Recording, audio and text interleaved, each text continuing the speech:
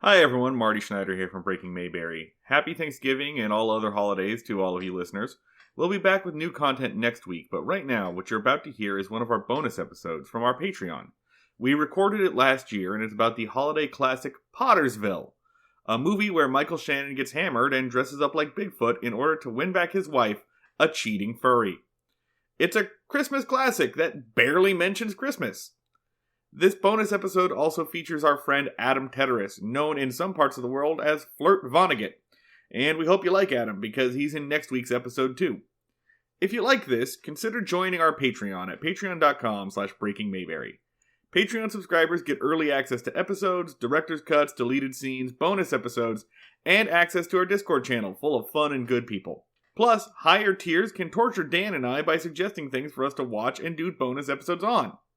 Also, the more people join, the more cool Breaking Mayberry stuff we'll do, like live streaming old TV pilots, or running a Mayberry-themed tabletop RPG campaign. And if you want another way to support Breaking Mayberry, you can always leave a rating and review on the podcast catcher of your choice. That's also a huge help. Happy holidays, everyone, and enjoy this unlocked bonus episode of Breaking Mayberry.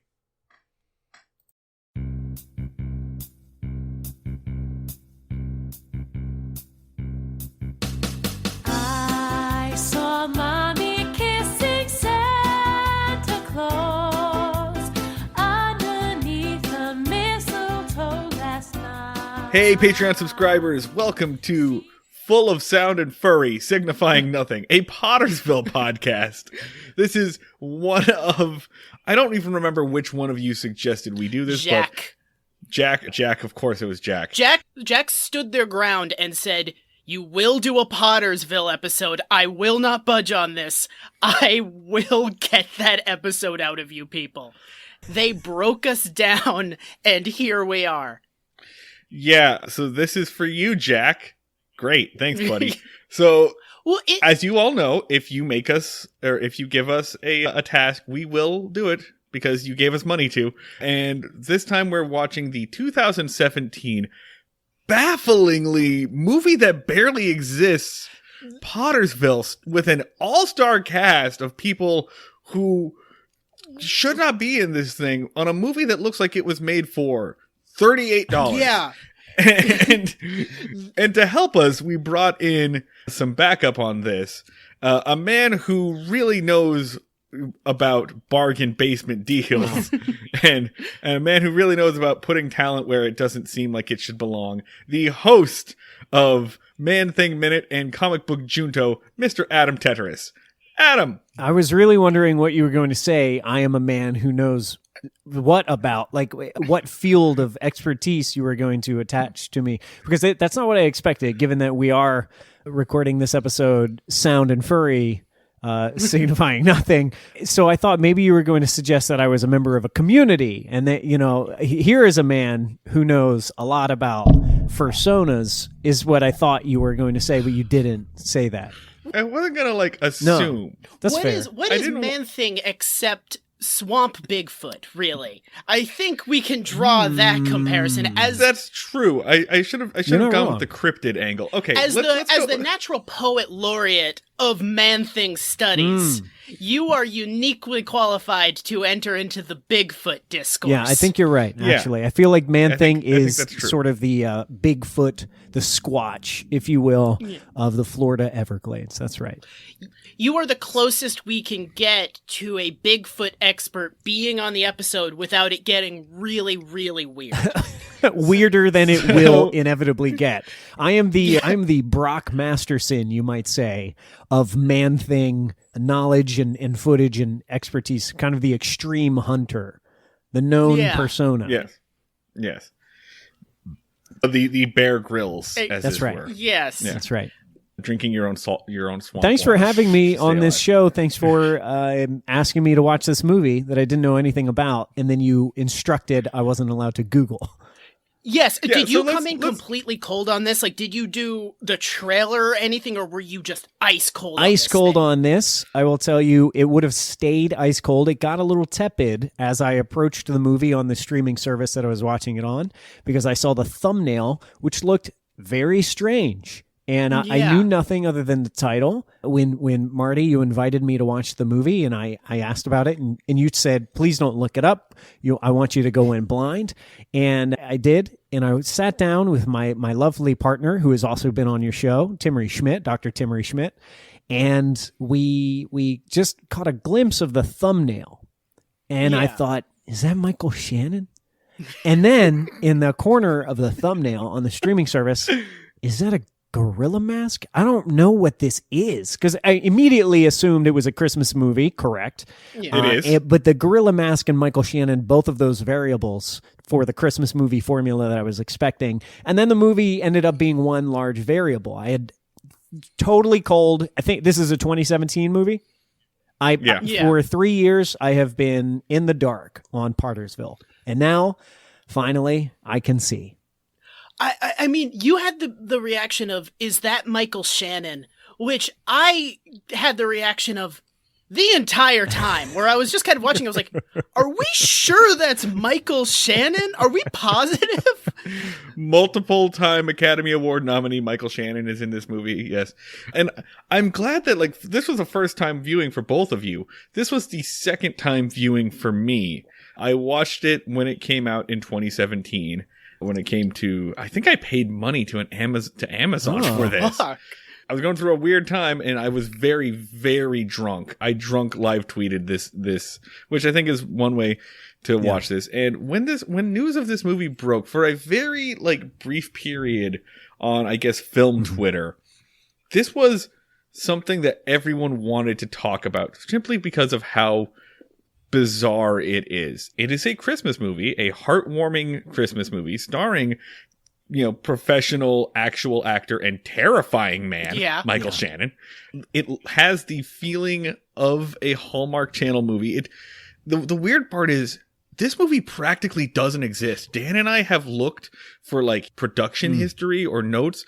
It premiered at it didn't hit major theaters. It basically it played in a theater for a couple of weekends in Hamilton, New York, where it was where it was filmed, and then went straight to streaming. So it looks like a Juve Bowl style tax dodge. But not just you can't find like a premiere or screenings. I couldn't find reviews of this thing. If you look on Wikipedia, it says of reception. It says it made this much money.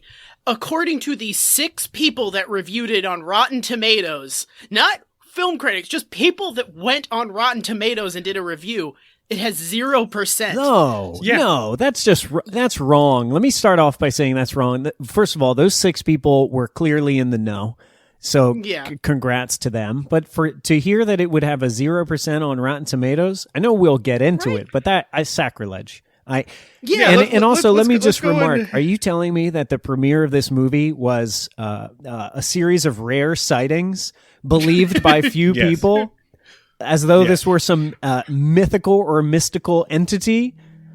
It's entirely possible, friends, that the movie Pottersville does not exist. It is a shared hallucination. Maybe there was like a weather balloon, or maybe we all inhaled some gas or something at some point. My girlfriend invoked the Mandela effect partway through watching, because it definitely feels like an artifact from a different universe where a lot of things went differently. I think this is the first time I've ever experienced something where I thought in media res, I am experiencing the Mandela effect happen to me. And when I bring it up to someone later, I know they will tell me this doesn't exist. Yeah. Usually the Mandela effect. It's like we're watching that Sinbad movie. Right. I swear to God, I watched it on Monday on a streaming service with someone else. I have a podcast to talk about it. You can't tell me this doesn't exist. And yet I fully expect and appreciate that someone will tell me it does not exist, in fact. Does not exist. Michael Shannon's been dead for 30 years.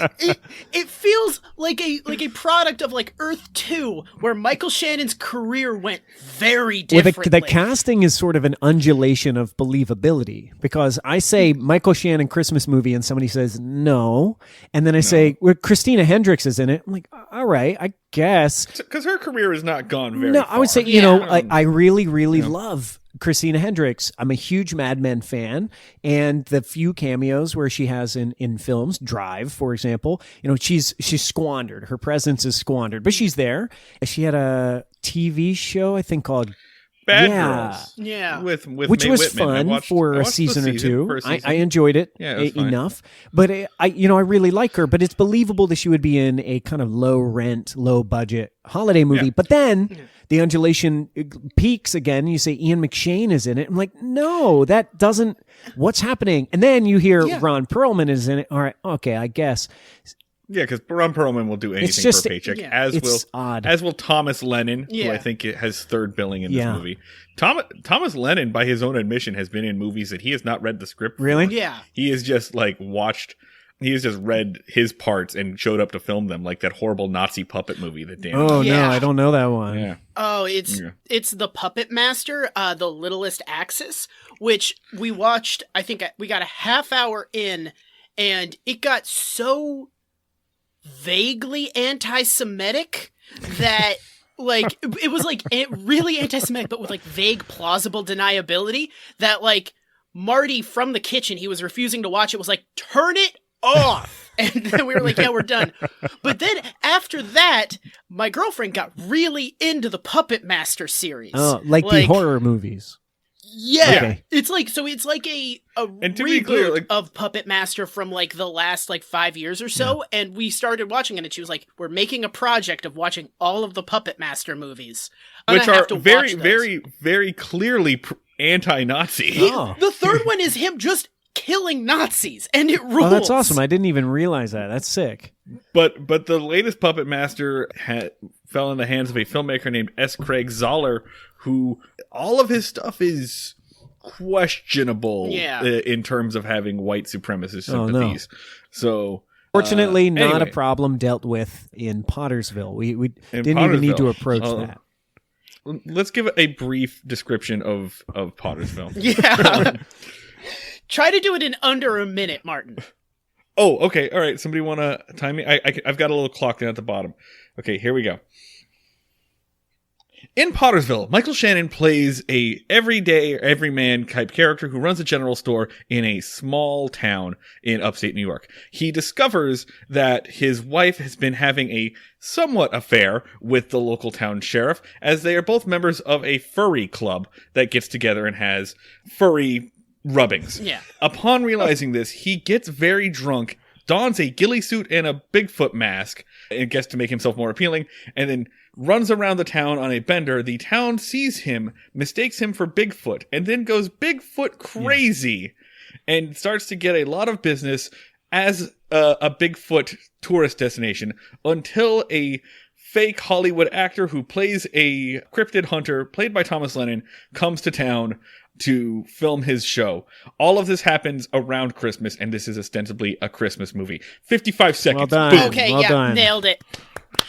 For light golf clap. So- yeah, I don't know yeah. if you got to the point. Did you mention the part where Ian McShane is the mysterious hunter who everyone fears and respects? Okay, so I think let's do it like this, like kind of a round robin thing. So let's go around and just do things that freaked you out about this movie. Like, Adam, do you have something that you'd like to start out with, of just something about this movie that tripped you out? Something about this movie that tripped me out. Apart from the initial casting, when I saw Michael Shannon is in this movie, that was my first trip. I really love Michael Shannon a lot. I actually think that he does terrific work in things I don't like. I thought he was a great General Zod in a movie I loathe. Yeah, I've never been upset to see Michael Shannon That's in a right. movie. Like, every movie I've ever seen was improved by Michael Shannon's That's presence. right. He was in Nocturnal Animals. Is that correct? I hated that movie, and I loved him. That's I not thought a very he was good movie. terrific. So I'm just captivated by him. That was my first trip. If I focus on one particular aspect of the movie that tripped me out, if I'm being honest, the movie music, the score of this movie, I found very peculiar and tonally dissonant with anything that was happening at any given time. It felt very Looney Tunes to me, or like a Saturday morning cartoon, or perhaps like a Pee Wee Herman. I don't know what was happening with the music in particular, but the music really tripped me out. I have a submission for that. Okay. Hallmark. Oh, okay. Hallmark, like movie of the month. Yeah. So Hot Guy in that's Christmas kind of- Town, the movie. Yeah. Yeah, so like that's kind of my thought on this. Is when you watch this film, it's really trying to ape or perhaps impersonate intended. the tone of a Hallmark like white couple in back to the small town for Christmas. Like it really feels like one of those movies, but it feels like everything is slightly off and slightly more sinister. Like one thing I noted about just the cinematography of this movie is that almost every shot is a close-up. Everything is uncomfortably close. You can see every single one of Michael Shannon's pores in almost every shot. And they are shot on some like high def, I don't know, some red cameras. Like, but it still looks like that shitty soap opera lighting that these cheap like movies have, and just everything is just a little closer than you expect it to be in everything. And it's very like, no matter how boring and tame the dialogue may be, whatever's happening, no matter what kind of like 1950s or 60s nostalgia they're trying to go for here.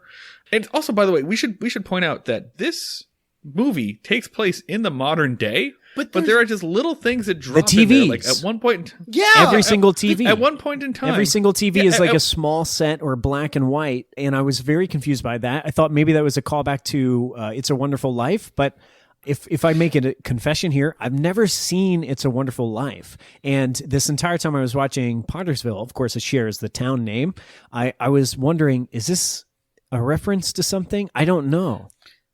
So Can I confide something in you? I haven't seen It's a No, Wonderful that's Life wrong. either, and I'm You're lying the about host of the Andy Griffith podcast show. You have to have seen It's a Wonderful I've Life. been living this lie for so Okay, long. People oh my keep God. referencing Oh my It's a God. Wonderful Life to me. Oh my God. And I just go, yeah, totally. I have no idea what that fucking movie is even about. Listen to me, both of you. Go fucking watch It's a Wonderful Life. I'm not kidding. It is like, I know that it gets referenced all the time. It gets brought up and you think like, oh, this is a big important.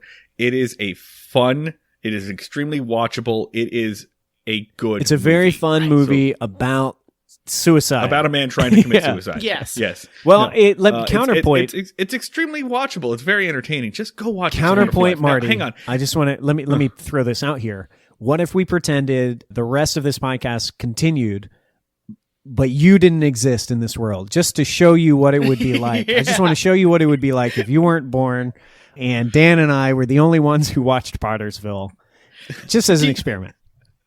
Do you, Adam, just a quick sidebar. When Indy Hall opens back up, do you want to actually do that to Marty? But like, do you want to just do that? Do you want to just do that to Marty where like no one acknowledges his presence, but we all pretend like our lives are less fulfilled without him in it, so it doesn't bum him out? I'll tell you what, Dan, I will agree to that if we can find anyone outside of the three of us who have also acknowledged the existence of Pottersville.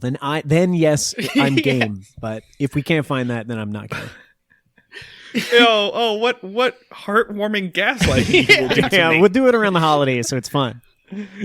We'll all do a super bad job of it too. We'll just be like, I wish there was someone named Marty here. Like, no one will try very hard. Okay, so as the only one in this fucking podcast who's seen It's a Wonderful Life, I will say that that's one of the things that I find the strangest about this movie is that it does share the name Pottersville. And I think the tagline of the poster was something like a Christmas life or a life. Yeah. And so you would think that it's like when I saw the trailer, or when I saw the title, I was like, oh, Michael Shannon's in like a offbeat remake of it has nothing to do with It's a Wonderful Life. None whatsoever. Like, other than the fact that they're both Christmas movies set in small towns, and the like very, very, very end is similar. Yeah. Like, nothing. Has nothing to do with it. So from like the music and the tone and the shots, what I got the movie was trying to go for, and I might be just being way too generous, was they were like, let's do a Hallmark movie, but weird and fucked up. But instead of doing like a Hallmark movie that goes off the rails and then is raunchy and crazy, they're like, let's start a Hallmark movie, end it as a Hallmark movie, and everything in between, let's try to get as crazy as possible, but it still is a Hallmark movie. Like, it still ends with that, like, And everybody was happy happy overall, and we learned the meaning of Christmas. Yeah. But let's go on as many fucking loop-de-loops as possible to get there. And it's weird because I think there are variable levels of how many people are in on the joke, right? Like Thomas Lennon shows up and he's completely, this is a gag, this is my bit. Michael Shannon is playing this I'm not going to say he's doing a good job. He's clearly as phoned in as can be. He does not give a shit, but he's playing this. Everyone else is playing the straight face, and that's the problem. Is I can't tell.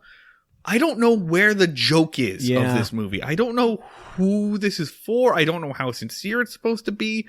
It's just and let's go ahead and clear something up here. 30 minutes into recording. Much like the movie Breakfast at Tiffany's, in the song Breakfast at Tiffany's, we all kind of liked this movie. Look, I don't want to get it twisted. Clear. I enjoyed it. I have very few complaints. I'm just confused as to who it was made for or why it exists or how it exists.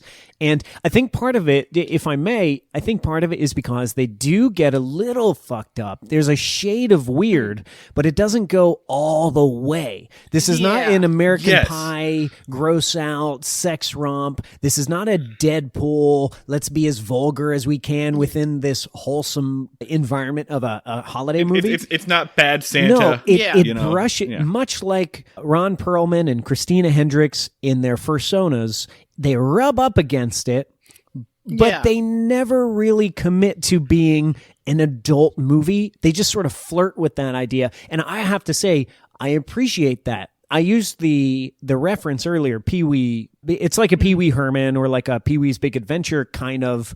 This is weird, but I can't put my finger on exactly why. It's not offending me per se, and it's not gross or vulgar, but I can tell that it's not as wholesome as it purports to be. And I think that scratched an itch for me. It's like a very strange and difficult to classify thing, which I kind of dig. And I will also admit, I think I'm going to watch it again. Yeah. Yeah, so this was the second time watching this. This was your second time. Yeah. Right. And like I said, the first time I was very drunk. I was and that's what I was doing. I was being one of those smart asses who's like, I'm going to drink and live tweet about this. And it's going to be, and that's kind of what the movie was made for, right? Was drunken live tweeting. But then I watched it a couple of years later, and I got to say, it also feels like we're a couple of years too late to the dialogue on this. Maybe, and here's what I mean by this, right? Let's talk about the whole furry angle, right? Yeah. So this movie came out in 2017, probably written in 2014, 2015, meaning it was at the very tail end of when furries were the acceptable target of internet humor. Yeah. And then we all kind of moved past that and kind of realized, that at best our furry hatred was deeply coded homophobia or at worst, the furry community has its own, it's just a sub community that we're not part of. Yeah. It's kink shaming. We were all kink shaming without. Right. So this was kind of at the very. So I think at the time, a couple of years ago when it was released, it was look at this weird furry movie. And to be fair, I don't even know the movie's opinions on furries. There's a big moment where Ron Perlman gets where he gets to yell that he's a furry and he's proud. And it's not 100% against furries, which was my first trepidation was, oh no, this is going to be a lot of humor generated in kink shaming. And it is, in fairness, a little humor generated in kink shaming, but it doesn't go all the way in, much like you might see in a movie like Bad Santa, where you realize, oh, the punchline is these people are dwarves. They're little people. Yeah. And that really bothers me, and I was prepared to be really put off, but this movie doesn't even go all the way on that. It just sort of dances around it a little bit. If anything, the greatest offense that I experienced on behalf of the furry community is that Christina Hendricks was dressed mostly as an Easter bunny and didn't really have an adequate persona, of which they had available. They had plenty of yiffin'. There were yiffers among us, but that Easter bunny, I think, was a little low rent, Christina. Yeah, it's such a. That's really the problem. Is it's such a terrible outfit. It's just a tacky outfit, and let's face it, any furry worth their yiff, worth their plush, would definitely try to find a fursuit that took advantage of Christina Hendricks' Squandered. figure. Truly Shall we say, squandered. just absolutely squandered. Yeah. All right, so basically, that's problem number one is that Christina Hendricks was not a sexy enough bunny. Yeah. That's really the issue. None of us got horny for Whoa, Christina. whoa, whoa, whoa, whoa, whoa, Hendricks whoa! bunny, and Do that not was put words in And my I mouth. tried. Do not put words in my mouth. That is not what I said. I did get horny for Christina Hendricks in a large bunny suit. It's just not what I was expecting. Which is, in fairness, the entire movie experience. So to like deconstruct like the furry jokes a little bit, I think this is like to the movie's credit. The first time that furries show up, Michael Shannon walks in on his wife Christina Hendricks doing yiffing with the sheriff, and the joke is he keeps calling the sheriff a squirrel when the sheriff is a wolf. And that's like, he's not like, what are you guys, furries? He's like, he's a squirrel. And he's like, motherfucker, I am clearly a wolf. Look at me. And like, so the joke isn't on, I don't think the joke I can't recall a moment where the joke was ever, haha, furries. It was always people going like, I don't understand what furries are. I'm confused. And furries like explaining it? I guess the joke is that like, I don't even know if it's a joke. I mean, it's really a plot point because like the furry costumes are what prompt Michael Shannon to put on the Bigfoot outfit in the first place. Because he's like, oh, my wife is so turned on by this. Well, fine, I'm going to wear this. Is this what Miserable you like? Sasquatch outfit, by the way. Truly miserable. I thought when he put on the ghillie suit, I realized like, oh, this is why the guys asked me to watch this because of this swamp suit. But that doesn't look like a Bigfoot at all to anyone. At all. Period. At all. Is that a bit, or is that them doing a shitty Bigfoot? Is he supposed to look like an absolutely dogshit Bigfoot? He also- or could they not get a better Bigfoot costume? I can't There's tell. a montage where he also a works couple on of it and scenes. improves it. Yeah. And It still looks like dog shit. There's a couple of scenes in that montage where he's like pretending to be Bigfoot consistently so that the town can get revenue from it, where like he's like running down the street and there are cars passing him. At one point he's standing outside of like some people's window and like a child looks at him and looks him in the face and says, "Merry Christmas, Bigfoot," like close enough and well lit enough that you can clearly see that's just a guy in a fucking mask, It's like in a clearly cheap Halloween mask. A plastic gorilla mask. Like this guy is 10 feet in front of me. Yes. And It's clearly just my friend Maynard on my lawn. I thought that by the end of the movie, I expected that maybe there was a parallel being drawn between the faith that we put in Santa Claus and the excitement and the optimism and the good feelings that we have towards Santa Claus during the holiday season and the faith that Pottersville was putting into their Bigfoot, right? And I thought maybe there was some parallel. Santa Claus doesn't even get mentioned. And that's the thing is I thought, okay, maybe I see what they're doing is they're going to play with this idea of, oh, it's so childish. It's so immature. It's so far flung to believe in this mythical, silly thing that we all agree cannot possibly be real. But this town will do that. They will have the suspension of disbelief to serve their sense of happiness and levity. I thought maybe that point would be driven home, but Santa Claus isn't even mentioned. At points, I forgot it was a holiday movie, except there's a Christmas tree in the window. What if the universe that we're Mandela affecting this from just doesn't have Santa? Oh. Like, what if we're receiving an artifact from a universe where they never invented Santa Claus? What if they don't have and they're Jesus like, Christ in Pottersville?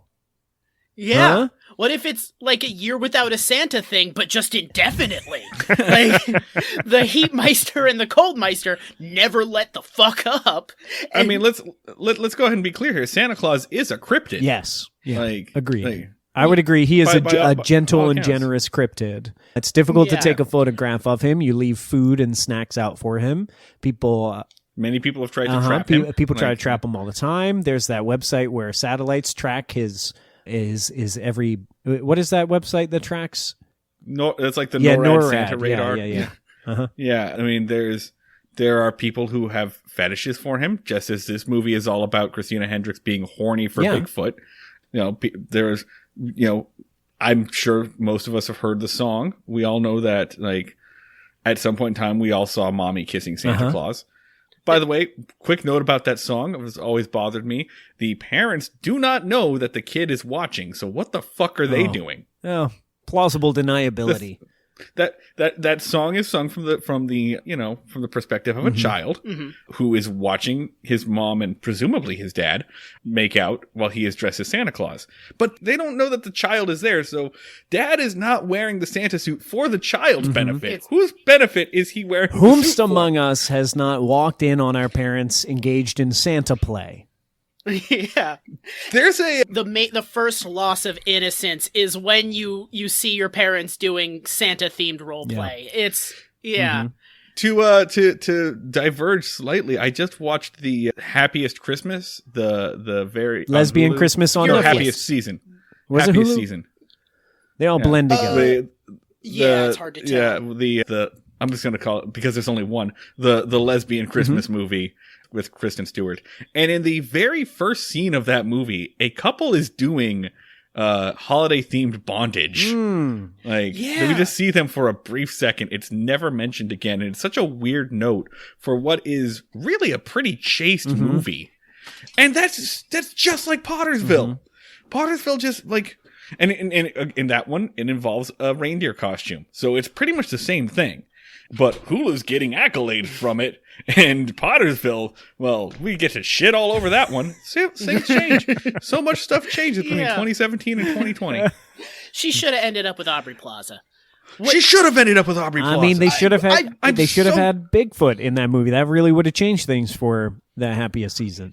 Dan Levy could have been Agreed. Bigfoot. Yeah. Dan Levy could play Agreed. Bigfoot. That is a movement that I'm going to start pushing in Hollywood, is just put Bigfoot in your Christmas movie with no explanation whatsoever. I'm going to start pushing for NORAD to track Michael Shannon's movements on Christmas Eve. And I would love to know where Michael Shannon is at all times, because I bet the places are weird.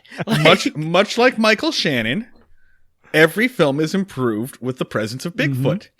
I just folks, what is my favorite movie of Harry all time? and the Hendersons? Close enough. Which My Goofy favorite- movie. also my favorite- a my weirdly favorite- sexual movie. Also weird. There was that weird like 80s, 90s like family horniness. John Like, Lithgow it's had a like- very sexual relationship with that Sasquatch. It was Anyway, very weird. My favorite film of Strange all time Wilderness. is a Goofy Oh. movie. Is Strange Wilderness? No, is a Goofy movie which has an extended scene featuring That's right. Bigfoot. Like, Just give me I want this from a film. Now I really want this. Is just do a completely over the plate Happiest Season type movie, and then just at one point just have someone just go, "Oh, hey, Bigfoot," and Bigfoot is just like standing there holding a drink. Just do one of those. Don't make a big deal out of it. And just like watching. I was gonna say The Mandalorian, but that would make sense. I'm just watching. I don't know, Parks and Rec, and then just Bigfoot walks through the background. Just If I That were new Miss- if I were Christopher Nolan, if I was like a Christopher Nolan kind of filmmaker, my Easter egg, my signature is I would put Bigfoot in every movie. yeah. By the way, I hope you don't mind me saying this, but Bigfoot fucking rules. I just Googled Bigfoot, and one of the things that happens is on the right hand side, you get to see a little picture of Bigfoot. It fucking rules that Bigfoot exists. Bigfoot should be in more movies. I will advocate endlessly for Bigfoot, and to have a holiday movie with Bigfoot in it as a central theme. Great, really good stuff all around. we're all pro Bigfoot Yeah. here. Yeah. So Right. Bobcat Goldthwait was on a podcast I listened to, and he did a movie about Bigfoot. And as a result, he had to interview the Bigfoot enthusiast community. And one piece of trivia I will always remember for that is that there is a huge divide amongst the Bigfoot enthusiast community on whether or not in the photo Bigfoot has tits. They are very passionate about, because some of them are like, Bigfoot has tits. Clearly it is female, and other people are like, absolutely not. And they are like, it's like a civil war amongst the Bigfoot community. They're trying to identify the sex of Bigfoot, and that would have implications. I'm sure. Yeah. It wasn't that an episode of the X-Files? There was a Bigfoot who had a little foot. Was that not the plot of an episode? I feel like. It's adorable. I don't know. You could tell me anything about the X-Files at this point, and I'd remember it. There was an episode Adam, where that's the plot of the Land. there was an Before episode Time. where Littlefoot's in the Land Before Time. different Littlefoot. There's also an episode where Mulder shoots Littlefoot. It's a big There's bummer. an episode. There's an episode of X-Files There's an where episode where Mulder gets kicked off the force because he accidentally shoots a Littlefoot. right. And then later on, now that he's a beat cop, he has to help Bruce Willis save Nakatomi Plaza. Reginald Val Johnson For the purposes of this X-Files reboot, Mulder will be played by Reginald Val Johnson. in a stirring sequence. this, Scully. Admits to David Duchovny that he shot a kid and the kid was Bigfoot. And Consider this, Scully. What if there was a land before time? I don't know, Mulder. That doesn't sound plausible. Now that sounds like a Christopher Nolan flick. Land before time. How can Nolan even make a movie if there was before time? All he can do is make time a thing. I just saw Tenet, so that's on my mind. The two movies that I watched back to back, thanks to you goons, is Pottersville and Tenet. And I just want to admit freely, publicly to everyone who's a Patreon subscriber, Pottersville is a superior movie. I really thought it was terrific. See it in IMAX if you can. Time I was watching Pottersville, I was like, I turned to my girlfriend. I was like, "Is this movie good, or am I losing my mind?" Yeah, let's go ahead and talk about that. We all sort of like this movie, despite I don't have that many complaints about it. Like, and in 2017, I was like, haha, this is bad. How does this get made or whatever? And like. Now it's 2020. I'm so fucking tired, right? And I'm just like, yeah, all right. He puts on the Bigfoot costume. It makes people happy. Whatever. Who cares? Like, any movie where the catharsis in conclusion is that the town opens a Bigfoot museum is going to get a 10 out of 10 from this guy. I will say, like most movies in the sad reality in which we all exist, it doesn't pass the Bechdel. I don't think there are any characters or actors of color, apart from Greta Lee, who's terrific. Really like Greta Lee as the manager or assistant to the... What's his name? The actor who was playing Brock Masterson, Thomas Lennon. Who really serving a Chris Kattan for me. He was giving me big Chris Kattan energy. There's also the reporter, because they make it a point of her overpronouncing her name, which is like Selma Gutierrez. That's right. Thank you. Yes, you're right. She makes it a big point to overpronounce her name every time she's on screen. Let's just talk about Act 1 of this movie. I want to break this down scene by scene, beat by beat. I mean, okay, so the movie opens up with like a montage of for sale signs and closed stores, and you're like, okay, so this town is not doing well. And Maynard, that's Michael Shannon's character, he goes to his general store that's been in his family for He works at Franklin Fountain. Yeah, basically. And he just kind of sits there waiting for this is the first thing we see Michael Shannon do, is he shovels his walk, he checks his watch, he's waiting for customers, and then he kind of shrugs and says, what you gonna do? Which is his catchphrase for the entire movie. Is it? I didn't even know. What you gonna do? I didn't catch that. That's very Bugs Bunny, I guess. Yeah. Because the very next scene is like some people are buying some groceries from him. A kid tries to get a candy bar, and his mom says no. And basically, she says, "Hey, Maynard, can I put this on my tab?" And he goes, "Yeah, I'll write it down. Hey, kid, have this candy bar." That's when Judy Greer's character says, "You're a good man, Maynard." And he says, what you gonna do? Kid wanted a candy bar. Okay, yeah. Anyway, so enter Ian McShane's character, who is like this old, grizzled hunter. He is Quint from Jaws. He gets to do the fingernail thing. He gets to do the "you all know me." So he's just this old trapper that lives in the woods, and everyone knows and fears and respects him. He sells game. Yeah. And he also makes moonshine. And he also makes moonshine, which this is what makes it fall into the Breaking Mayberry verse. Yeah. Because he's a moonshiner. Yeah. And I don't know what this movie thinks being drunk is. Yeah. Where someone hooks a car battery up to your fucking central this has a very Jason Statham in Crank approach to being drunk. He's basically drinking Jason Statham's sweat. That's right. I have drank moonshine, and my reaction was definitely not, I'm super hyper. It was like, I need to lie down. Urgently. Well, that ushers in Maynard's second catchphrase, which is when he gets drunk, he tears his shirt off and yells, "Yabba dabba doo!" and runs around the town, which I thought was strange too.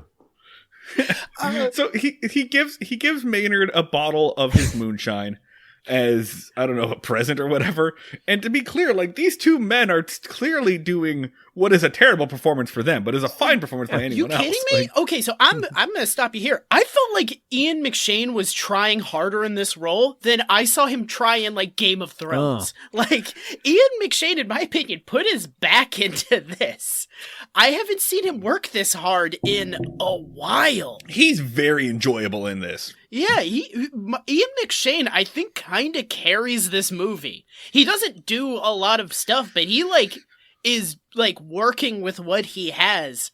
He definitely. I've watched Ian McShane that's because wait, that's because somewhere I totally fucking forgot that Ian McShane was in Game of Thrones. Yeah, he's like he just shows up for 5 seconds. And it's like, hey, it's me, Ian McShane, and everyone's like, "What's up, Ian McShane? Do you have any opinions about these?" He's like, "Not really. Can you kill me now, please?" Did he die in Game of Thrones? I don't even remember. Like, almost immediately. He was like, he showed up, he was like, "Hey, everybody, Ian McShane, check me out." Can we get something out of the way? Game of Thrones sucked. Yeah. It was I never for a watched little it. while, for a little while, it was super fun to watch and talk about with your friends and learn how to say names. And then just, I don't want to say Ian McShane broke Game of Thrones, but it seems like a coincidence, perhaps. He didn't help it. I never watched it, but I just through cultural osmosis, I know who most of the main characters are. And every single time I've seen a Game of Thrones famous person in a thing that isn't a Game of Thrones, I've been like, damn, they suck. Yeah. Emilia Clarke sucks. Everything I've seen her in is garbage. Yeah, she eats shit. Oh, poor Emilia. I feel like Emilia Clarke is probably lovely. I can't even think of what she's in. Terminator? I just watched Last Christmas, and I wanted to like her. She seems really cool. I want to like Emilia Clarke, and she's terrible in it. It's such a bummer. Last Christmas. Well, I'm looking at the movie poster, and it appears to me that Bigfoot's not in this movie, so it makes sense. It makes sense that this movie sucks. Yeah, distinct, upsetting lack of Bigfoot. Yeah.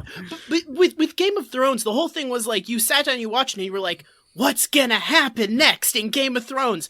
And when you know at the end that the thing that happens is dog shit, then you're like, oh, it's just the dominoes fall and everything prior to that is stupid. This is great. This is great because I just said that I was nostalgic for 2017, and now I get to have the feeling that I had in 2017, where two of my friends have a conversation about a show that I have not and will not seen.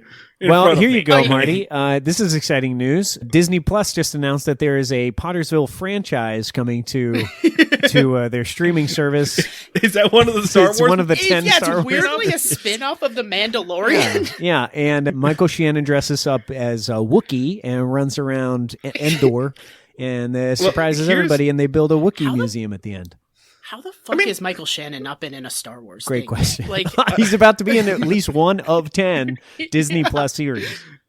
I was going to say, here's what's really surprising is that Michael Shannon, I'm hearing, has been cast as Bigfoot in Spider-Man 3. Yeah. Which would be shocking because he would be reprising his role from Spider-Man 2 as Bigfoot. The Sam Raimi one. I completely forgot to bring this up. I don't know if you guys have been looking at Screen Rant. I'm actually in Spider-Man 3. I think you should check because you guys might be too. Congrats. I hope which I'm member not. of this? I hope I'm not in Spider-Man 3. I got a lot going on. Which member of the Sinister Six do you play, Dan? I'm going to be the lizard from Earth 2. I don't know if I'm in mocap. They didn't call me or anything. Yeah. It was on Screen Rant. My brother-in-law is in it too. Congrats to him. I think they're just going to get to everybody eventually. Marty, which member of the Sinister Six are you? I was actually going to be the Vulture, But then I gotta look at some of the script notes, which I can only describe as mildly to wildly anti-Semitic. I think that was originally cast for Mel Gibson, and that would explain that role. Yeah. They did so many lines where the Vulture asked for a pound of flesh, and it was like, no, you can't. They had the Vulture call Spider-Man sugar tits, and I feel like that was going to be a problem from the jump. Oh, God, that movie's... What movie did we watch together for this? Enter the Potterverse. Yeah. So we're on the first scene. So we've described the first scene. Oh, except okay, so everything that happens we've already talked about. Michael Shannon decides to go home early. He walks in on his wife and the sheriff Jack. He gets drunk off the moonshine that was given him by Ian McShane. He goes on a bender and he dresses up as Bigfoot. And then the very next day he walks out of his shop and everyone... No hangover. Yeah. He walks out and everybody is gathered around a small black and white TV to hear the news about the town that had Bigfoot sightings. Reminder, it's 2017. Why is everyone getting their news from a TV a black and white TV at the general store? Like, there's this really fun bit where like you see it in black and white and all kind of grainy, and then it cuts to very modern news footage. Which it's crazy that like in any universe that a town claims to have seen Bigfoot gets on the news, because one of those happens like every week where they're like, an entire town claims to have seen a flying saucer. And that doesn't make it on the evening news. It makes it on Unsolved Mysteries 7 years later. There's a recurring bit of that woman, I think, because she pronounces her name a bunch of times, Selma Gutierrez, reporting live from Pottersville. Put a little Italian on that there. They send her to do those dog shit assignments. Like, she's basically like, hello, this is breaking news. A town has given a man money. Yeah. Like, some people gave money to another person. Breaking news. Breaking news. A bunch of people had a good time. Back to you, but Steve. That's the thing that makes me feel like this had a decidedly Pee-wee universe feel, because it feels so deeply invested in this Americana pseudo parody where it is making fun of it and also just reveling in it and its corniness, and I can't explain why, but it worked on me. It was equal parts charming and inoffensive. Yeah, I had zero problem. It does feel like if you got on a bus and drove 30 miles outside of Pottersville, you would hit like a Truman Show style wall. Yeah. Like thunk, like that is like Westworld, like this is the end of the Potterverse. Yeah. Like this is all that exists for these people. I agree. They're being kept in like an alien wildlife sanctuary. But I mean, clearly there's other people out there because tourists come to Pottersville to see Bigfoot stuff. That was something that I really enjoyed. Buses pulling up for people to take the Bigfoot tour. And I was curious. I asked Dr. Timmery while we were watching it, what is in the tour? Do they look around the places where they might have seen Bigfoot at one point in time? And then new Chris Kattan shows up in his little helicopter, his little one. And everybody's like, oh, this is the big reality TV hunter guy. And we're so excited to impress him. We got to show him finding Bigfoot. Does anybody expect that they're going to find Bigfoot? Is the expectation that they will in fact find Bigfoot? I mean, they not only do they want to find Bigfoot, at some point in time they hire Ian McShane to hunt him and trank him. They don't say to kill him, but they hire Ian McShane, the whole town, to like hunt him down and basically, I don't know, stuff him. Mm-hmm. And even Ian McShane, who is this wild this wildly talented hunter guy, it's never clear until the very end. He's just, at one point in time, is he going to be just like, that's clearly Maynard in a fucking suit. Yeah. He picks Maynard up. At one point in time, he picks the unconscious Maynard up and puts him in a truck. Yes. And it's close enough. Yeah. So it's never, and I should also be like clear, around the time Thomas Lennon shows up, that's kind of where I kind of zone out of this movie, because this movie also forgets that Michael Shannon is the main character for that entire middle act. This is the biggest, this is absolutely the only flaw. that I have with this movie. It takes its starring actors and literally covers them in mascot costumes and sort of squanders their abilities, because Michael Shannon spends a lot of time in a mask and a ghillie suit, and Christina Hendricks spends a lot of time beneath a rabbit head, and it really just squanders their chance. And it makes me wonder, like, why did we even spring for these terrific actors? And to be clear, like, for that entire middle act, I hope you like Thomas Lennon. I hope you like his whole shtick, because it's the entire middle section. You want to talk about dated? There's a bit here where Thomas Lennon, as this like pompous, overactor, recites the entire verbatim, the entire rant that Christian Bale went on, that went viral in like 2010, where he was yelling at the lighting thing. God, and that's that's what the that joke. was. That's what that was. And here's the thing. I had to Google actor yells at crew, because I watched that going, yeah, what's he doing? Was that Russell Crowe? Was that like, and that was years out of date when they wrote it. Yeah. And that's the entire joke, is just that he's quoting the Christian Bale thing. So like this movie's only an hour and a half long, but for the entire middle half hour, it's basically the Thomas Lennon, Ian McShane show. Yeah. And we kind of forget about Michael Shannon for a little bit until he has to make a big decision, I guess, to go out and play along with the show and get hunted in order to save the town. Yeah. Let's be clear here. The town is making money hand over fist from this Bigfoot I thing. love it when they finally catch him and they're like, why did you do it? And he says in his drunken stupor, he's like, I just wanted the town to have something to believe in. It's like, what the fuck? Yeah, what does this mean? What does this mean? What? Believe in what? I mean, he was right. It worked. It's like the character conflict that is the least necessary, because he is Bigfoot once and then he's done.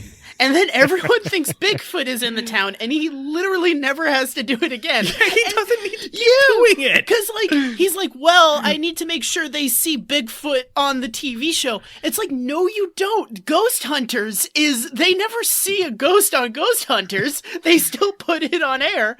And, he's like, well, if nobody sees Bigfoot, then the tours will stop. And it's like, I can go on a ghost tour in Philadelphia where I will look at a house and someone will say, one time there was a ghost here. Give me $200. I mean, in Pottersville, maybe that would work. You all know, yeah. You all know that, one of the classic qualities of Bigfoot is that you can always see him in one specific space at one specific time. He's like Old Faithful. If you show up right around the same time, he'll be around. Yeah. So that's one of the main qualities of Bigfoot. Everyone knows that. If there's one thing that cryptid enthusiasts need, it's hard evidence. Without that, their interests will dwindle. If there's one thing that cryptids are known for, it's keeping a set schedule. Can we talk about Judy Greer? And Judy Greer's budding romance with Maynard, Michael Shannon's character. And further, I can't remember if this was addressed. I watched this movie days ago, and I have already forgotten everything, but I still think I like it. When her character finds a letter that was written and left on like a typewriter and discovers the secret, what was that letter? It really seems like the way that she discovers it. It really seems like it's Maynard going out to the woods to kill himself. I thought the same thing. I thought it was a suicide note. But I think it is that Maynard has made. But okay, so at that, I mean, he kind of is, right? I thought it was like suicide by Hunter or whatever. Yeah, because Maynard is going out. He's going out to get filmed and going out to be on the show and to pretend to be Bigfoot. But he knows that by doing so, he's putting himself in danger because Ian McShane's character is a hunter. I guess no one. Here's the thing, right? It's not like Ian McShane ever goes like, "Ha ha! I am the hunter and I am the greatest hunter. I am here to kill the Bigfoot." No, Ian McShane the whole time is like, "Yeah, whatever you pay me to trank the guy, I'll trank him." Like he's not dangerous. He's not a threat at all. But no one shared that information. So Maynard thinks he's going to go out and potentially die for this town. And it's a stupid plan because let's say that was going to happen. Let's say that he did get shot. does he think that he's going to get shot and be buried as Bigfoot? like they're not going to shoot him and then go, oh shit, we just shot a man. Well, They're going to do the autopsy and be like, he seems to have some sort of ghillie suit-like fur, and then underneath, check it out, just a human rib cage. Holy shit, check out Bigfoot's human rib cage. oh man, we got to stop selling ghillie suits because they were all made from the bodies of dead Bigfoots. This seems really problematic for Pottersville. He has a plastic exoskeleton. Yeah, one really amazing feature of the Bigfoot is that they have a face under their face. That's how they It's kind of camouflage. every Bigfoot. They swap out faces like a fucking It's kind of like a transformer. xenomorph thing. It's like the mouth in the mouth, but it's more of a face in a face. Maybe, the only way a Bigfoot can truly be killed is to be incinerated. Therefore, cremated instantly, and you wouldn't be able to identify Maynard's remains. We gotta burn the Bigfoot. We don't know what Gotta he's burn this capable of. Bigfoot. He could regenerate and seek revenge. So Hey, Maynard has anyone seen Michael Shannon? We gotta tell him how much he looks like Bigfoot. He's gonna be so pumped. So Maynard, I guess, makes this sacrifice to go out and potentially get shot to death by his friend. We should point out they're friends. They're friends, and it appears throughout the movie that Ian McShane always has this knowing wink. Like, he is aware of what's occurring, and he is assisting and serving, almost like the angel who visits George Bailey. Like, there's that vibe, but they never really capitalize in a easy to understand way. And at the end of the movie, he's being filled in on everything via television. He's at home in his hut watching black and white TV going, huh, son of a bitch. Okay. Like eating Dinty Moore out of a can. He was watching TV, and he says, "Oh my, I'll be damned. Michael Shannon's in this. This is really weird." Wait, was I in this movie? That's cool. It's crazy. Somebody has dirt on me.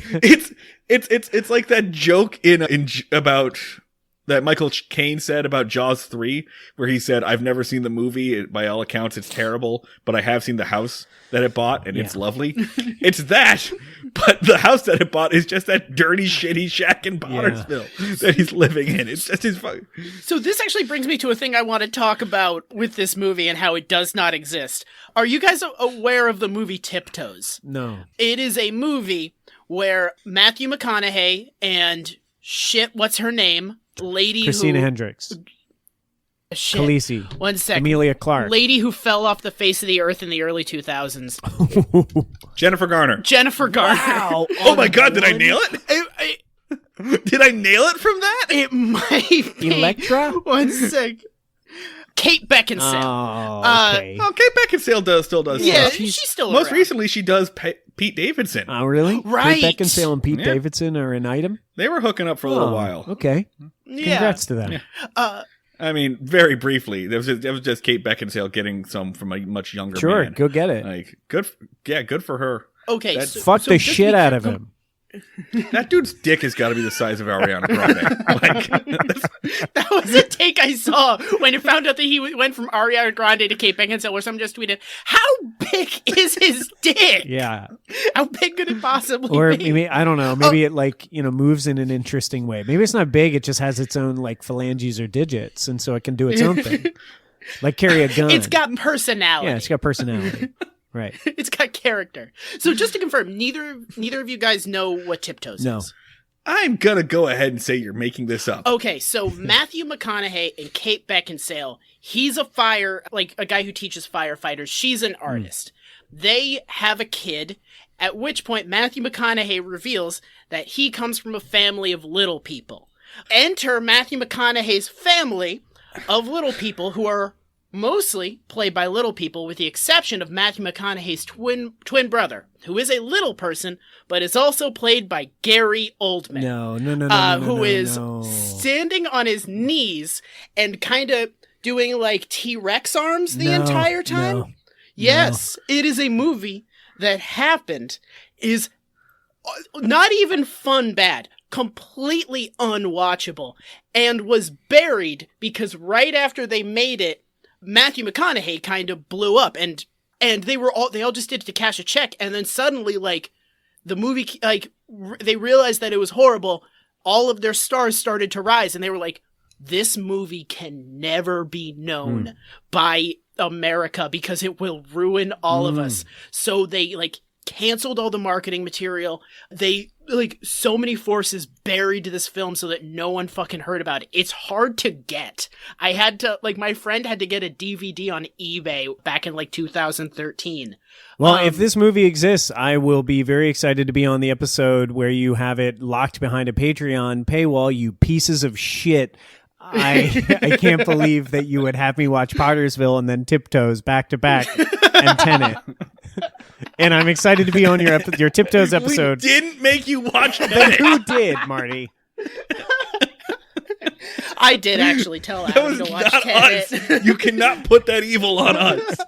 Also, no, I'm not. I'm looking at the IMDb page for Tiptoes right now, and no fucking way in hell you can make me do this. It's not. Nobody watch Tiptoes. Watch the trailer for Tiptoes.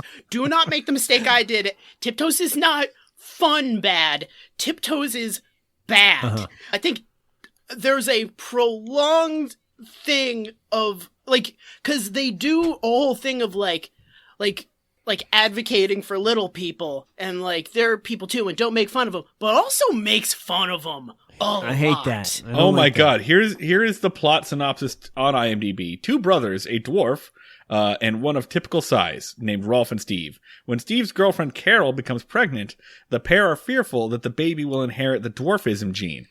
Matters are complicated still further when she finds herself falling in love with Rolf. What the fuck? I cannot believe I got to unleash this upon the two What of the you. If this Fuck. movie actually Also- exists, I will dress up as Bigfoot and have myself killed by a hunter with the intent of committing suicide. And I really. Wait, this Dan, is like hang on, The Dan. Ring. Do not watch Tiptoes. Under no circumstances. Do not do it as a bit. Don't live stream yourself watching Tiptoes. Do not do a reaction thing. Don't try to live tweet Tiptoes. Do not fucking watch Tiptoes. Then why the fuck did you bring it up? Why are we talking about it? Because it needs to be known about. Because this movie happened and these powerful forces conspired to keep us from knowing about it.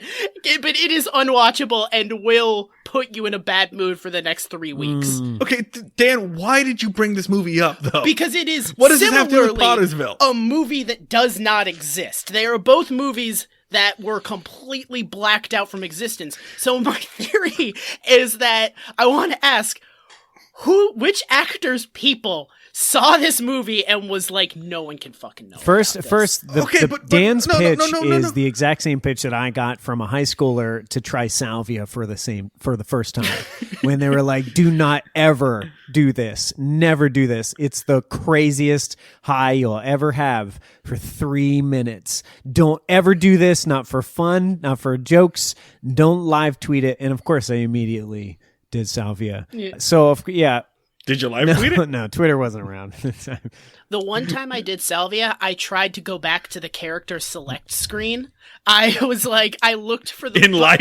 Yes, I was sitting on the couch. You and I looked- were calling up your dad and you yelled like, No, "You should have put my height slider a Hey, little Dad, further I up." would rather play No, as I was like- Donatello. I If there's some way you can arrange that, I would really rather play as Donatello. Yeah, I was literally like, I could have been Captain Falcon or I could have been Star Fox, and I'm just this high kid. I was like pressing B button in my head. I was like, I gotta go back. Yeah, right. This guy, I'm not going to be able to save the president's daughter like this, Dad.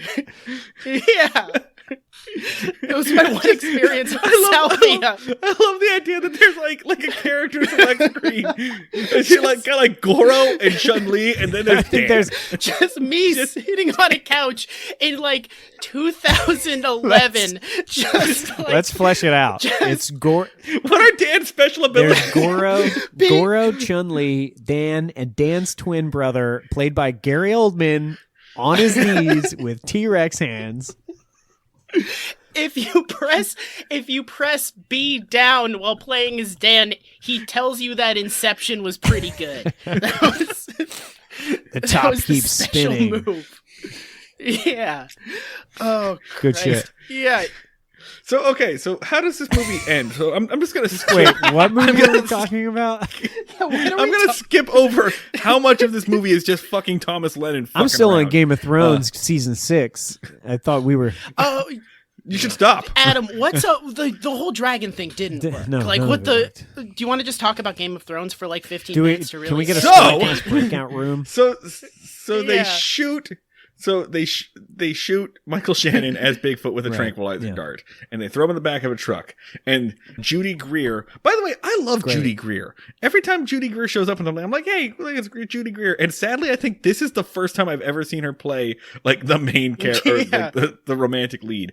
Anyway, she runs up, and there's this big moment where she's like, "It's not Bigfoot," and she Scooby Doo's him, and is like, "It's Maynard, stop!" And then the whole town is like, "Fuck you, Maynard, you prick!" Like, at one point, like, and one line is like an old lady says, "I should put my big foot up Love your that line. ass," and And like this whole town is just like, "Why you dick? Why would you?" I do love this? that the town turned on him so quickly and harshly. I was not really sure I understood why that had happened, but I really loved it. Because Thomas Lennon says he's going to sue the entire town. Which- For what? which, like, okay, the big climax is Judy Greer sits the town down and she's like, "Okay, so you all are mad at Maynard for pretending to be Bigfoot. Okay, you all made money off of Bigfoot. They're like Steve, you sold a bunch of Bigfoot t-shirts, and he's like, "Yeah, I did. Do you think you would have sold those t-shirts if Maynard hadn't pretended to be Bigfoot?" Oh, right. I made money as a result That's of this. that is the Not only did movie's you queer make money, couple, but she- I believe. Yeah. Yeah. Not only did you make money, but she reminds them, by the way, guess what? Everyone in this town owes The Maynard book of money. tabs. Yeah. Yeah, so she pulls out the book of tabs where Maynard was supposedly writing down all the groceries that they bought. And she reveals very, like, in a big moment, she's like, "It's blank. Maynard never wrote any of that down. He was never going to collect the money from you." And so here's the thing. Even if that isn't true, the statement, "You all owe Maynard money," is true. Like, the statement, "You all made money off of Maynard, plus you owe him money," that is all true. That was an effective Yeah. scene for me. I thought that was a heartwarming scene. I Oh, liked it totally when she works. explained that the book was empty. I appreciated that. Right. You know, I admit, with the mill shutting down in the beginning of the movie, I'm thinking, wow, Pottersville is really falling on hard times. And maybe it's because everyone who owns a business doesn't really know how to run a business, and no one's paying for anything. Yeah, maybe it's because no one is exchanging money for goods and services. I don't know. They're all paid in company script, and then the mill closed down. I love that it's a mill that closed down. Like the most old-timey thing to have closed Fantastic. down. I mean, I grew up in a town that had effects from a mill closing down. Like the mill closed down in the Yeah. 80s, and it was still being. Yeah, my hometown, Schwanksville, when we closed our Bigfoot museum, things really went south. Yeah. So The next town over so the opened next up thing- a bigger Bigfoot museum Biggerfoot. and just demolished Son of you. a bitch. It was just an NBA player. It was just Chris Bosh. It was just the Chris Bosh It was museum. really Just a sad. guy who had large. What fingers. actually happened, Dan, is my town opened up a Bigfoot prison, and then we became like really wealthy, and it was just dark, quite frankly. I mean, there was a lot of money generating from Bigfoot prison. You built a prison and we're like, when we catch Bigfoot, here's where We we're got gonna fucking one keep big him. cell. Yeah. So the next scene is, I guess that woman Christina Gutierrez is just having an interview Yeah. with him as he's closing the shop. I guess like it's never really clear why he's closing the shop, but I'm sure he wasn't making. That's any right. He was money, going to come or clean something. and give his story, his side of the story. Rock the nation, quite frankly. And I And- wasn't sure why his store was closing either. Shame. Yeah, it wasn't very clear. And then everybody shows up, and this is they rip this directly from It's a Wonderful Life. Everyone in town shows up to thank Maynard and give him money, to save his business. And again, it's just like, well, that's very sweet. Thank you. All of you owed him this money to begin with. This is his money. It's all of your fault that he's here in this situation. This isn't heartwarming. It's just accounting. This is bookkeeping, the movie. Well, it's one of the many things in this movie where it's like, oh, that's really sweet. And then like I think about it for 5 seconds. I'm like, wait, what? Like, And then Cristina Gutierrez, the reporter's like, we need to get live back on the air. There's a new story happening. No, there isn't. What? The story is townsfolk pay debt. Yeah, and they gave him a somewhat meager looking amount. There were some crumpled dollars on the desk. I think there was an arcade token. They really were not doing their best. Yeah, one guy just from what they're ripped out tossing a on there. filling and just like put it on the table. Like I have seen more money like on a strip club floor. Like Yeah. they just put it down there. And also my question would have been like, where the fuck have you all been keeping this money to begin with? What the fuck? I don't know. I think it would have been great if they would have employed the furries in the community to do like a fundraiser or something, and like let them do something awesome and be heroes and be good. We skipped the eyes wide shut furry orgy in the woods. We skipped over that part. There is one pretty funny part where Ron Perlman, Ian McShane, and Thomas Lennon are in the woods and they hear what they think is a Bigfoot and they walk into the lights and it's a furry orgy. This is where things... And Ron Perlman, who is one of the furries, is just like, wait, is that tonight? Shit. This is where things got really it. conflicting for me, because the movie is showing that Ron Perlman is being proud to be a furry. And I genuinely liked that scene. I watched it twice. I played it back for Timmery because we were glad to see that line get included. You know what? I'm damn proud to be a furry. I thought it was great. But at the same time, they have the clear villain of the movie, Thomas Lennon, as played by Chris Kattan, Brock Masterson, become attracted and enticed by the furries. And that's like clearly symbolizing like, oh, this bad shitty dude likes these folks. And then they have Christina Hendricks be very cold and put off at the end during the reconciliation when Maynard says, you know what, I really just want you to be happy, whatever that means, and breaks up with her. And she's upset with him that like there's like this villainization, and the punchline maintains, and weird. I wasn't fond of that. It's very weird in that, like, it doesn't say that being a furry is bad, but all of the people in this movie who we know are furries are the except for bad Ron people. Perlman. He was great. He was good, dude. Yeah. There's no explicit moment where they say that being a furry is bad, but it could be that it was like back then and you didn't have to say it. It could just be like, look, a furry, and then like we would all fill in the blanks. I just think they were making it bad by proxy, because rather than they did have Michael Shannon's character become sympathetic and say, you know what, you got to be into what you want to be into. He was rude and cruel and belittled that as an interest, but he was also drunk and heartbroken and had experienced this surprise and trauma. I get it. I understand you act irrationally, but and it's not to say that I'm expecting this movie to have this great nuanced empathetic approach, but I did want it to absolve itself from making fun of these kinksters a little bit. And I think it kind of got just like the rest of the movie, it sort of goes there, but not really all the way. It just kind of is. It just happens. That's the thing about this movie that, for all we know, isn't. It also is. Like that's how the movie handles most of the stuff. It kind of is there. It just kind of exists. But also, this movie doesn't exist. Schrodinger's Bigfoot. Yeah. It's That's the episode title right there. Yeah, that's it. Oh, it's just such a. The more I talk about it, the less I comprehend. Yeah, it. that is actually a So thing. The more I think about it, the more I reflect on it, the more it falls apart. But again, and I cannot emphasize this enough, I dig this movie. I think it was good. It, yeah.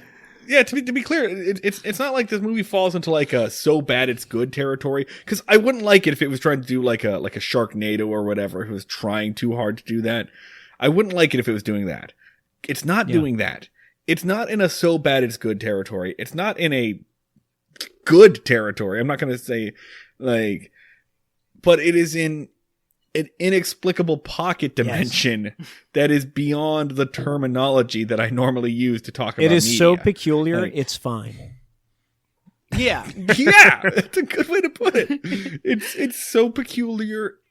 The fact that it lands the plane and like works at the end is like the best part about it is like you did all of this stuff, and it's still a coherent, pleasant to watch movie. And that's like kind of the highest compliment I can pay is like, I don't know how the fuck you did this, but you ended the movie and I'm That's happy. just the thing. It's like the end of the movie, like I mentioned, they open up a Bigfoot museum, and Ian McShane from In His Truck gives a knowing wink to the main character, like, I told you so. Like, do you what? As the movie is ending, I this is at the moment when it clicked for me. I was like, does this fucking rip? Is this awesome? I don't know. But I'm definitely returning. Ian McShane does the knowing wink. Like, he's definitely in the Hallmark movie. There's that old person who is probably Santa Claus, but it's just like the old person who's gonna get the young career woman from the big city together with her high school love. And like, there's this old person in the background. So I was like, oh, anything could happen at Christmas, even adultery. Like, half those movies are about like a woman cheating on her boyfriend or fiance with her old high school boyfriend, but somehow it's okay because it's Christmas. Right. And he was also in New York or Chicago or whatever big city. Well, like, it's always like someone works too hard, usually the woman, and a dude from the big city comes in and they teach each other to relax and enjoy small town values. Mm-hmm. Yeah, and so this movie is, I'm not going to say a parody of that. I'm not going to say it's a tonal match of that, but that is the if I need framework, that is the closest framework I can work from. Like the closest thing that I know to match this to. And at the end they build that Bigfoot museum and employs the entire town, which made me wonder, like, how many fucking people can it take to run a Bigfoot museum? Come on. What are the exhibits? Okay, that's another question is, how many people are in this fucking town? Because at one point, from seemingly the population of a town is in a dining room. And she's like, you, the town, like, you guys need to change your attitudes about Maynard. And they're like, all right. And I don't know if they're going to go out and be like, hey, everybody, we're cool with him now. It's chill. Can we just make it clear? Pottersville is like an unincorporated community. Can we make it clear that, like, the people who show up for the big news at the beginning that Bigfoot was in their town, and then the people who show up to pay back the ledger to Maynard, we don't know for certain that is the entirety of the town. That's the full population. For all I know, maybe I live in Pottersville, and these are the, like, fucking freaks in my town. Like, what are these weird-ass people doing? They have their own little religion where they only watch black and white little TVs. I don't get that. They're obsessed with Bigfoot. They're calling news stations to our town to cover what story even is there. I want a sister film where someone else lives in Pottersville and is just fascinating at the spectacle that is occurring. You're describing like, Pottersville as like a Waco-like compound. Just like some people, the branch Bigfootians. Just some people like peering out of their blinds, be like, honey, the general store weirdos are at it again. They're doing a Bigfoot thing? Actually, I want all the furries to look at that community to be like, you fucking weird ass people doing your strange like worship of Bigfoot. It's weird. Why worship a cryptid when you could be a wolf, dude? Yeah. All right. Is this part where we rate it? 10 out of 10, 100% on Rotten Tomatoes. Yeah, recommend it. Watch that shit. I'm going to ask you a question. All right. Let's get into the Pottersville expanded universe, right? If you were to pick a cryptid, a non-Bigfoot cryptid, and you can't do Yeti also, because that's just white no Bigfoot. Squatch, no Yeti. Right. It's all the same. You can't, none of those primate-ish ones. But you get to pick a cryptid to design a holiday spec. Pick your cryptid and pick your holiday, and we'll design a special around it. I'm going to start off with Mothman Hanukkah. Okay. That's right. The Jews are claiming the Mothman. Okay. Every year on Hanukkah, the Jews get to claim one character, and this year we're claiming the Mothman. The Mothman is Jewish now. Mazel tov. Okay. I would do Loch Ness Monster, St. Patrick's Day, specifically to antagonize the Irish community. Like, okay, all right. You said that, and I was like, you're confusing two lands there, my friend. No, it's on purpose, and I just want to have the movie picketed by just very furious Irish Americans just going like, we're different places! And then our official stance is the movie be like, Y'all talk weird. I don't know. I want the movie to never address this. Yeah. Right? Side note, I'm just going to say, there's a television show on TV right now starring, guy who generally kicks ass, Walton Goggins. Mm-hmm. And that show is called The Unicorn. Okay. Right? You may have heard of it. He's not a unicorn in it. The show is called The Unicorn, and it is about Walton Goggins playing a single dad who is going back out into the world of dating, right? And all of his friends say, hey, you're handsome, you've got a job, you're unattached, you're ready to be in a relationship. You're a real unicorn, right? You're a real catch. So here's the thing. I refuse to watch this show because I have been on OkCupid. I know that that unicorn has a very specific meaning to anyone who's familiar with current modern dating, and it is not that. But the show apparently never, ever references it. Really Do funny. you think they know? They have to at this point. The show's on like its third That's like when season. Nintendo announced that its new console was called the Switch, and everybody on my Twitter timeline was like, do we tell them? Okay. Cryptid holiday special. Adam, what are you doing? Cryptid holiday special. Okay, so like I know that you say we can't use Yeti, Sasquatch, or Bigfoot, but I'm just going to throw in a possible cousin. I'm gonna go for the skunk ape. I'm not sure if you're familiar with skunk ape. That's Googling that's skunk obscure. ape. The thing is, a skunk ape feels like decidedly either Floridian or just Southern to me, and I think it just gives a little bit of a remix or a twang to a familiar concept. And What holiday does skunk ape well, celebrate? there are no Jews in Texas, so I think it can't be Hanukkah. That wouldn't work. I think the skunk ape's big thing is Honda Days. Okay, so Honda Days. Here's the deal. When the skunk ape is sighted and everybody's like, oh my God, we saw the skunk ape. You're going to be driving this car off the lot at a much lower lease.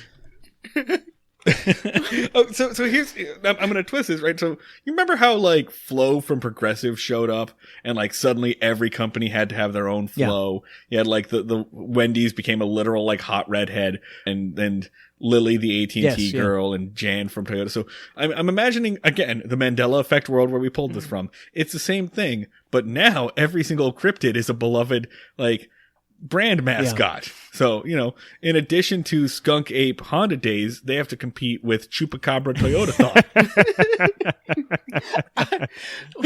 All of that was just a big stretch so that I could say Chupacabra Toyota Thon. Chupacabra Toyota Thon. Just consider the fact that the Jersey Devil certainly works at a car lot, in New Jersey. Come on. the Jersey Has to. Devil. Has to. Chupacabra Toyota Thon is my Lucha Libre name. I was so pumped to say a very Jersey Devil Valentine's Day. Way to bury the Leeds because it was the 13th child of the Leeds family. Thank you. All right, gentlemen, this has been Pottersville. What did we learn? I'm not going to tell us to rate this movie. I refuse to rate this movie because it is unrateable. Does everyone feel like from having watched Pottersville, we all understand Christmas a little better? I think I can say No. No? If anything, I understand Christmas less. I'll say more holiday movies, and I say holiday, not Christmas. More holiday movies need to include more kink communities, all about it. Mm-hmm. So I would like to see that as a trope going forward. And this movie taught me that, in fact, Santa Claus is a cryptid.